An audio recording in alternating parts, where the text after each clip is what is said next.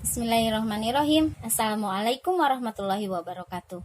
Hai anak-anak, ibu harap kalian berada dalam keadaan sehat walafiat. Tata cara pembelajaran kali ini, yang pertama, kalian siapkan buku tulis. Yang keduanya, tulis materi yang sudah disampaikan sama ibu. Yang ketiga, simak materi pembelajaran sampai selesai. Yang terakhir, nanti ada latihan yang harus kalian kerjakan. Pada kesempatan kali ini, kita akan membahas mengenai bab iman kepada kitab-kitab Allah Subhanahu wa Ta'ala, yaitu KD 3.1. Memahami hakikat beriman kepada kitab-kitab Allah Subhanahu wa Ta'ala. Pengertian iman kepada kitab-kitab Allah Subhanahu wa Ta'ala. Yang A, pengertian iman. Menurut bahasa, iman berasal dari bahasa Arab, yaitu amana yu'minu imanan.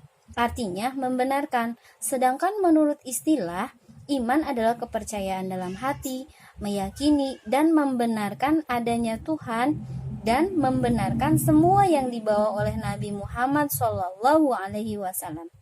Yang B, pengertian kitab-kitab Allah Subhanahu wa Ta'ala. Kitab Allah ialah wahyu Allah Subhanahu wa Ta'ala yang disampaikan kepada para rasul untuk diajarkan kepada umat manusia sebagai petunjuk dan pedoman hidup. Tujuan Allah menurunkan kitab-kitab itu agar digunakan sebagai pedoman hidup bagi seluruh manusia menuju jalan hidup yang benar dan diridhoinya. Jadi, iman kepada kitab-kitab Allah Subhanahu wa Ta'ala adalah mempercayai dan meyakini dengan sepenuh hati bahwa Allah Subhanahu wa Ta'ala telah menurunkan kitab-kitabnya kepada Rasul yang berisi wahyu untuk disampaikan dan diajarkan kepada umat manusia. Suhuf. Selain kitab-kitab, di dalam Al-Quran disebutkan adanya suhuf atau sohifah halaman yang berjumlah 100 sohifah. Suhuf atau firman Allah Subhanahu wa Ta'ala yang diturunkan kepada para nabi dan rasulnya yang berisi hukum-hukum dasar sebagai petunjuk dan pedoman dalam menjalankan agamanya. Sohifah ini diberikan Allah Subhanahu wa Ta'ala kepada 3 orang nabinya, masing-masing dengan rincian sebagai berikut: 60 sohifah kepada Nabi Syed alaihissalam, 30 sohifah kepada Nabi Ibrahim alaihissalam, dan 10 sohifah kepada Nabi Musa alaihissalam. Firman Allah Subhanahu wa Ta'ala yang artinya sesungguhnya ini semua benar-benar terdapat di dalam suhuf yang pertama, yaitu suhuf Nabi Ibrahim alaihissalam dan Nabi Musa alaihissalam. Quran Surat Al-A'la ayat 18 sampai 19. Dalil-dalil nakli yang terkait dengan iman kepada kitab-kitab Allah Subhanahu wa Ta'ala. Beriman kepada kitab-kitab Allah Subhanahu wa Ta'ala merupakan rukun iman yang ketiga.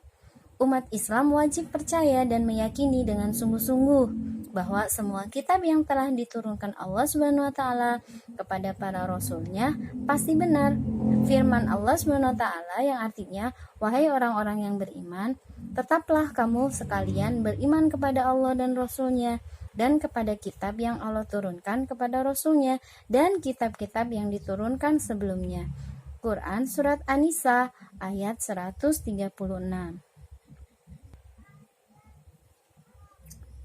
Dalil akli iman kepada kitab Allah. Salah satu contoh dari dalil akli iman ini yaitu dalil akli adalah dalil yang bersumber dari akal. Akli dalam bahasa Arab akal, selagi tidak melanggar pernyataan Al-Quran dan hadis Allah Subhanahu wa Ta'ala hanya menyampaikan kalamnya kepada orang yang berakal, karena hanya mereka yang dapat memahami agama dan syariatnya. Allah Subhanahu wa Ta'ala tahu bahwa manusia merupakan makhluk yang lemah. Allah Subhanahu wa Ta'ala adalah Tuhan yang Maha Pengasih dan Maha Penyayang, sehingga Allah berkehendak memberi bimbingan kepada manusia supaya menjadi makhluk yang paling mulia di sisinya lewat kitab suci lengkap dengan contoh tauladan yang baik berupa seorang nabi dan rasul. Dengan mempelajari dalil iman kepada kitab Allah, semoga membantu teman-teman, anak-anak dalam mempelajari materi tersebut ataupun mengerjakan tugas. Tentunya juga ilmu ini semoga menjadi kita bertambah keimanannya. Amin, amin ya robbal alamin. Nilai-nilai keimanan kepada kitab-kitab Allah Subhanahu wa taala.